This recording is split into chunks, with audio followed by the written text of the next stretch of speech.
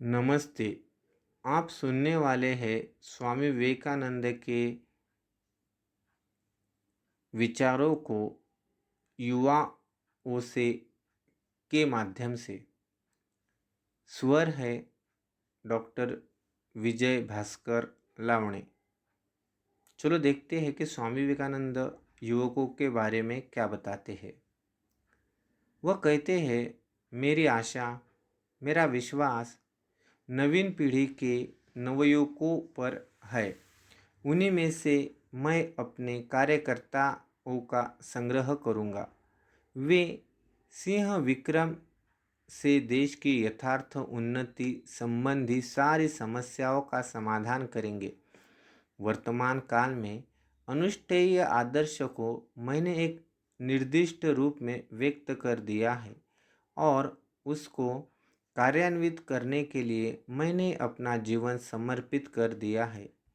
वे एक केंद्र से दूसरे केंद्र का विस्तार करेंगे और इस प्रकार हम धीरे धीरे समग्र भारत में फैल जाएंगे। भारतवर्ष का पुनरुत्थान होगा, पर वह शारीरिक शक्ति से नहीं, वरन आत्मा की शक्ति द्वारा। वह उत्थान विनाश की ध्वजा लेकर नहीं, वरन शक्ति और प्रेम की ध्वजा से। मैं अपने सामने यह एक सजीव दृश्य अवश्य देख रहा हूँ कि हमारी यह वृद्ध माता पुनः एक बार जागृत होकर अपने सिंहासन पर नवयौवनापूर्ण और पूर्व की अपेक्षा अधिक महामहिन्वित होकर विराजी है। शांति और आदर्शवाद के वचनों के साथ सारे संसार में उसके नाम की घोषणा कर दो। देखो, वह निद्रित भारत अब जागने लगा है। मानो हिमालय के प्राणप्रद वायु स्पर्श से मृत देह के शिथिल प्राय अस्थि मांस तक के में प्राण संचार हो रहा है। जड़ता धीरे धीरे दूर हो रही है। जो अंधे हैं वे ही देख नहीं सकते, और जो विकृत बुद्धि है वे ही समझ नहीं सकते कि हमारी मातृभूमि अपनी गंभीर निद्रा से अब जाग रही है। अब कोई उसे रोक नहीं सकता। अब यह फिर सो भी नहीं सकती। कोई बाह्य शक्ति इस समय हमें दबा नहीं सकती, क्योंकि यह साधारण शक्ति का देश अब जाग कर खड़ा हो रहा है। एक नवीन भारत निकलने हल पकड़कर, किसानों की कुटी भेद कर, मछुआ मोची मेहतरों की झोपड़ी से निकल पड़े, बनियों की दुकानों से, बुझवा के भाड़ के पास से, कारखानों से, हाट से, बाजार से निकले, झाड़ियों जंगलों पहाड़ों पर्वतों से। क्या भारत मर जाएगा? तब तो संसार से सारी आध्यात्मिकता का समूल नाश हो जाएगा। सारे सदाचार पूर्ण आदर्श जीवन का विनाश हो जाएगा। धर्म के प्रति सारी मधुर सहानुभूति नष्ट हो जाएगी। सारी भावुकता का भी लोप हो जाएगा और उसके साथ में काम रूपी देव और विलासिता रूपी देवी राज्य करेगी। धन उनका पुरोहित होगा।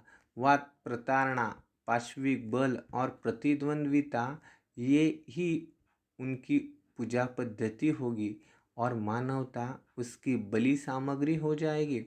ऐसी दुर्घटना कभी हो नहीं सकती। भारत के राष्ट्रीय आदर्श है त्याग और सेवा। आप इन धाराओं में तीव्रता उत्पन्न कीजिए और शेष सब अपने आप ठीक हो जाएगा। तुम काम में लग जाओ, फिर देखोगे इतनी शक्ति आएगी कि तुम उसे संभाल न सकोगे। दूसरों के लिए रत्ती भर सोचना, काम करने धीरे रत्ती भर सोचने से धीरे धीरे हृदय में सिंह का सा बल आ जाता है। तुम लोगों से मैं इतना स्नेह करता हूँ, परंतु यदि तुम लोग दूसरों के लिए परिश्रम करते करते मर भी जाओ तो भी यह देखकर मुझे प्रसन्नता ही होगी। केवल वही व्यक्ति सबकी अपेक्षा उत्तम रूप से कार्य करता है, जो पूर्णतः निस्वार्थी है, जिसे न तो धन की लालसा है, न कीर्ति की और न किसी अन्य वस्तु की है। और मनुष्य जब ऐसा करने में समर्थ हो जाएगा तो वह भी एक बुद्ध बन जाएगा और उसके भीतर से ऐसी शक्ति प्रकट होगी जो संसार की अवस्था को संपूर्ण रूप से परिवर्तित कर सकता है। जब तक करोड़ों भूखे और अशिक्षित रहेंगे, तब तक मैं प्रत्येक उस आदमी को विश्वासघातक समझूंगा जो उनके खर्चे पर शिक्षित हुआ है। परंतु जो उन पर तनिक भी ध्यान नहीं देता, वे लोग जिन्होंने गरीबों को कुचलकर धन पैदा किया है और अब ठाट बाट से अकड़ कर चलते हैं, यदि उन 20 करोड़ देशवासियों के लिए जो इस समय भूखे और असभ्य बने हुए हैं कुछ नहीं करते, तो वे घृणा के पात्र है। हमेशा बढ़ते चलो, मरते दम तक गरीबों और पददलितों के लिए सहानुभूति, यही हमारे आदर्श वाक्य है। वीर युवकों, बढ़े चलो, ईश्वर के प्रति आस्था रखो, किसी चालबाजी की आवश्यकता नहीं, उससे कुछ नहीं होता।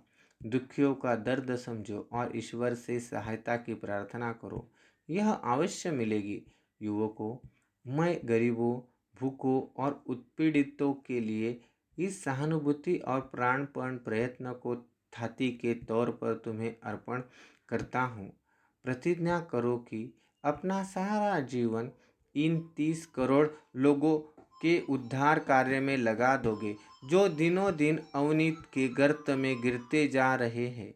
यदि तुम सचमुच मेरी संतान हो, तो तुम किसी वस्तु से न डरोगे, न किसी बात पर रुकोगे। तुम सिंह तुल्य होंगे। हमें भारत को और पूरे संसार को जगाना है। तुम तो ईश्वर की संतान हो, अमर आनंद के भागी हो, पवित्र और पूर्ण आत्मा हो। अतएव तुम कैसे अपने को जबरदस्ती दुर्बल कहते हो? उठो, साहसी बनो, वीर्यवान हो। सब उत्तरदायित्व अपने कंधे पर लो। यह याद रखो कि तुम स्वयं अपने भाग्य के निर्माता हो। तुम जो कुछ बल या सहायता चाहो, सब तुम्हारे ही भीतर विद्यमान है। एक बात पर विचार करके देखिए, मनुष्य नियमों को बनाता है या नियम मनुष्य को बनाते हैं? मनुष्य रुपया पैदा करता है या रुपया मनुष्य को पैदा करता है? मनुष्य कीर्ति और नाम पैदा करता है या कीर्ति और नाम मनुष्य पैदा करते हैं? मेरे मित्रों, पहले मनुष्य बनिए, तब आप देखेंगे कि वे सब बाकी चीज़ें स्वयं आपका अनुसरण करेगी। परस्पर घृणित द्वेष भाव को छोड़िए और सुदेश्य सदुपाय, उत्साहस एवं सद्वीय का अवलंबन कीजिए। आपने मनुष्य योनि में जन्म लिया है, तो अपनी कीर्ति यही छोड़ जाइए। जाति तो व्यक्तियों की केवल समष्टि है। शिक्षा के द्वारा प्रत्येक व्यक्ति को उपयुक्त बनाने के सिवाय मेरी और कोई उच्च आकांक्षा नहीं है। अपनी चिंता हमें स्वयं ही करनी है। इतना तो हम कर ही सकते हैं, क्योंकि दुनिया तभी पवित्र और अच्छी हो सकती है जब हम स्वयं पवित्र और अच्छे हो। वह है कार्य और हम है इसके कारण। इसीलिए आओ हम अपने आप को पवित्र बना ले। आओ हम अपने आप को पूर्ण बना ले। केवल मनुष्य की आवश्यकता है और सब कुछ हो जाएगा, किंतु आवश्यकता है वीर्यवान, तेजस्वी, श्रद्धा संपन्न और अंत तक कपट रहित नवयुवकों की। इस प्रकार के 100 नवयुवकों से संसार के सभी भाव बदल दिए जा सकते हैं और सब चीज़ों की अपेक्षा इच्छा शक्ति का अधिक प्रभाव है। इच्छा शक्ति के सामने और सब शक्तियाँ दब जाएगी, क्योंकि इच्छा शक्ति साक्षात ईश्वर से निकल कर आती है। विशुद्ध और दृढ़ इच्छा शक्ति सर्वशक्तिमान है। मैंने तो इन नवयुवकों का संगठन करने के लिए जन्म लिया है। यही क्या प्रत्येक नगर में सैकड़ों और मेरे साथ सम्मिलित होने को तैयार है, और मैं चाहता हूँ कि इन्हें अप्रतिहत गतिशील तरंगों की भांति भारत में सब और भेजूं, जो दीनहीनों एवं पददलितों के द्वार पर सुख, नैतिकता, धर्म एवं शिक्षा उंडेल दे। और इसे मैं करूँगा या मरूँगा। मैं सुधार में विश्वास नहीं करता, मैं विश्वास करता हूँ स्वाभाविक उन्नति में। मैं अपने को ईश्वर के स्थान पर प्रतिष्ठित कर अपने समाज के लोगों के सिर पर यह उपदेश, तुम्हें इस भांति चलना होगा, दूसरे प्रकार नहीं। मढ़ने का साहस नहीं कर सकता। मैं तो सिर्फ उस गिलहरी की भांति होना चाहता हूँ जो श्री रामचंद्र जी के पुल बनाने में थोड़ी सी बालू देकर अपना भाग पूरा कर संतुष्ट हो गई थी। यही मेरा भी भाव है। लोग स्वदेश भक्ति की चर्चा करते हैं। मैं स्वदेश भक्ति में विश्वास करता हूँ, पर स्वदेश भक्ति के संबंध में मेरा एक आदर्श है। बड़े काम करने के लिए 3 चीज़ों की आवश्यकता होती है: बुद्धि और विचार शक्ति। हम लोगों की थोड़ी सहायता कर सकती है, हम सबको थोड़ी दूर अग्रसर करा देती है और वही ठहर जाती है। किंतु हृदय के द्वारा ही महाशक्ति की प्रेरणा होती है। प्रेम असंभव को संभव कर देता है। जगत के सब रहस्य को द्वार प्रेम ही है। अतः मेरी भावी संस्कार को, मेरी भावी देशभक्तों, तुम हृदयवान बनो। क्या तुम हृदय से समझते हो कि देव और ऋषियों की करोड़ों संतानें पशुतुल्य हो गई है? क्या हृदय में अनुभव करते हो कि करोड़ों आदमी आज भूखे मर रहे हैं और वे कई शताब्दियों से इस भांति भूखे मरते जा रहे हैं? क्या तुम समझते हो कि अज्ञात के काले बादल ने सारे भारत को आच्छन्न कर लिया है? क्या तुम यह सब समझकर कभी अस्थिर हुए हो? क्या तुम कभी इससे अनिद्रित हुए हो? क्या तुम कभी यह भावना तुम्हारे रक्त में मिलकर तुम्हारी धमनियों में बही है? क्या वह तुम्हारे हृदय के स्पंदन से कभी मिली है? क्या उसने कभी तुम्हें पागल बनाया है? क्या कभी तुम्हें निर्धनता और नाश का ध्यान आया है? क्या तुम अपने नाम, यश, संपत्ति, यहाँ तक कि अपने शरीर को भी भूल गए हो? क्या तुम ऐसे हो गए हो? यदि हो तो जानो कि तुमने स्वदेश भक्ति की प्रथम सीढ़ी पर पैर रखा है।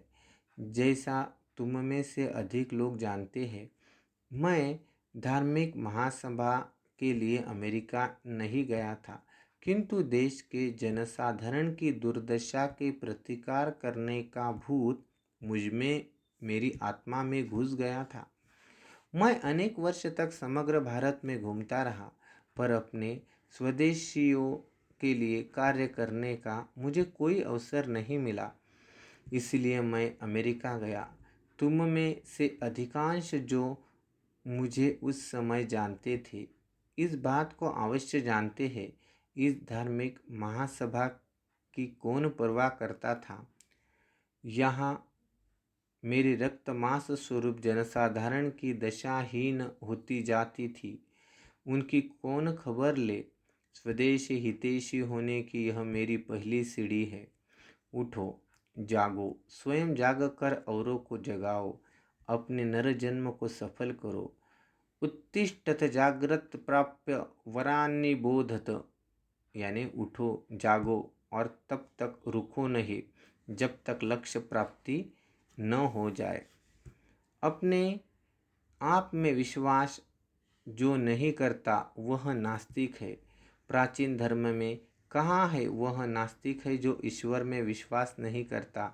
नया धर्म कहता है वह नास्तिक है जो अपने आप में विश्वास नहीं करता। यह एक बड़ी सच्चाई है। शक्ति ही जीवन और कमजोरी ही मृत्यु है। शक्ति, परम सुख, जीवन अजर अमर है।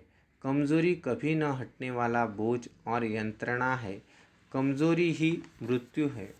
उपनिषदों में यदि कोई ऐसा शब्द है जो वज्रवेग से अज्ञान राशि के ऊपर पतित होता है, उसे बिल्कुल उड़ा देता है, तो वह है अभिनिर्भयता। संसार को यदि किसी एक धर्म की शिक्षा देनी चाहिए तो वह है निर्भीकता। यह सत्य है कि इस ऐहिक जगत में अथवा आध्यात्मिक जगत में भय ही पतन का तथा पाप का कारण है। भय से ही दुख होता है, यह मृत्यु का कारण है तथा इसी के कारण सारी बुराई तथा पाप होता है। सबसे पहले हमारे तरुणों को मजबूत बनाना चाहिए। धर्म इसके बाद की वस्तु है। मेरे तरुण मित्रों, शक्तिशाली बनो। मेरी तुम्हें यही सलाह है। तुम गीता के अध्ययन की अपेक्षा फुटबॉल के द्वारा ही स्वर्ग के अधिक समीप पहुंच सकोगे। ये कुछ कड़े शब्द है, पर मैं उन्हें कहना चाहता हूँ क्योंकि तुम्हारे पास प्यार करता हूँ कि कांटा कहाँ चुभता है, मुझे इसका कुछ अनुभव है। तुम्हारे स्नायु और मांसपेशियाँ अधिक मजबूत होने पर तुम गीता अधिक अच्छी तरह से समझ सकोगे। तुम अपने शरीर में शक्तिशाली रक्त प्रवाहित होने पर श्री कृष्ण के तेजस्वी गुणों और उसकी अपार शक्ति को अधिक समझ सकोगे। जब तुम्हारा शरीर मजबूती से तुम्हारे पैरों पर खड़ा रहेगा और तुम अपने को मनुष्य अनुभव करोगे, तब तुम उपनिषद और आत्मा की महानता को अधिक अच्छा समझ सकोगे। हम देख सकते हैं कि एक तथा दूसरे मनुष्य के बीच अंतर होने का कारण उसका अपने आप में विश्वास होना और न होना ही है। अपने आप में विश्वास होने से सब कुछ हो सकता है। मैंने अपने जीवन में इसका अनुभव किया है, अब भी कर रहा हूँ, और जैसे जैसे मैं बड़ा होता जा रहा हूँ, मेरा विश्वास और भी दृढ़ होता जा रहा है। प्रत्येक आत्मा ही अव्यक्त ब्रह्म है। ब्रह्म एवं अंत प्रकृति दोनों का नियतन कर इस अंतर्हीन ब्रह्म स्वरूप को अभिव्यक्त करना ही जीवन का ध्येय है। कर्म, भक्ति योग या ज्ञान के द्वारा, इसमें से किसी एक के द्वारा या एक से अधिक के द्वारा या सबके सम्मिलन के द्वारा यह देह प्राप्त कर लो और मुक्त हो जाओ। यही धर्म का सर्वस्व है। मतांतर, विधि या अनुष्ठान, ग्रंथ, मंदिर, ये सब गौण है। यदि ईश्वर है तो हमें उसे देखना चाहिए। यदि आत्मा है तो हमें उसकी प्रत्यक्ष अनुभूति कर लेना चाहिए, अन्यथा उस पर विश्वास न करना ही अच्छा है। ढोंगी बनने की अपेक्षा स्पष्ट रूप से नास्तिक बनना अच्छा है। एक विचार ले लो, उसी के विचार के अनुसार अपने जीवन को बनाओ, उसी को सोचो, उसी का स्वप्न देखो और उसी पर अवलंबित रहो। अपने मस्तिष्क, मांसपेशियों, स्नायुओं और शरीर के प्रत्येक भाग को उसी विचार से ओतप्रोत होने दो और दूसरे पर विचारों को अपने से दूर रखो। यही सफलता का रास्ता है और यही वह मार्ग है जिसने महान धार्मिक पुरुषों का निर्माण किया है। मैं अभी तक के सभी महान धर्मों को स्वीकार करता हूँ और उन सब की पूजा करता हूँ। मैं उनमें से प्रत्येक के साथ ईश्वर की उपासना करता हूँ। वे स्वयं चाहे किसी भी रूप में उपासना करते हो। मैं मुसलमानों की मस्जिद में जाऊंगा, मैं ईसाइयों के गिरजा में क्रॉस के सामने घुटने टेक कर प्रार्थना करूंगा, मैं बौद्ध मंदिर में जाकर बुद्ध और उसकी शिक्षा की शरण लूँगा, मैं जंगल में जाकर हिंदुओं के साथ ध्यान करूँगा जो हृदयस्थ ज्योति स्वरूप परमात्मा को प्रत्यक्ष करने में लगे हुए हैं। शिक्षा विविध जानकारियों का ढेर नहीं है जो तुम्हारे मस्तिष्क में ठूस दिया गया है और जो आत्मसात हुए बिना वहाँ अजन्म पड़ा रहकर गड़बड़ मचाया करता है। हमें उन विचारों की अनुभूति कर लेने की आवश्यकता है जो जीवन निर्माण, मनुष्य निर्माण तथा चरित्र निर्माण में सहायक हो। यदि आप केवल पाँच ही परखे हुए विचार आत्मसात कर उनके अनुसार अपने जीवन और चरित्र का निर्माण कर लेते हैं, तो आप पूरे ग्रंथालय को कंठस्थ करने वाले की अपेक्षा अधिक शिक्षित है। अपने भाइयों का नेतृत्व करने का नहीं, वरना उनकी सेवा करने का प्रयत्न करो। नेता बनने की इस क्रूर उन्मत्तता ने बड़े बड़े जहाज़ों को इस जीवन रूपी समुद्र में डुबो दिया है। हमारे स्वभाव में संगठन का सर्वथा अभाव है, पर इसे हमें अपने स्वभाव में लाना है। इसका महान रहस्य है ईर्ष्या का अभाव। अपने भाइयों के मत से सहमत होने को सदैव तैयार रहो और हमेशा समझौता करने का प्रयास करो। यही है संगठन का पूरा रहस्य। मैं तुम सबसे यही चाहता हूँ कि तुम आत्म प्रतिष्ठा, दलबंदी और ईर्ष्या को सदा के लिए छोड़ दो। तुम्हें पृथ्वी माता की तरह सहनशील होना चाहिए।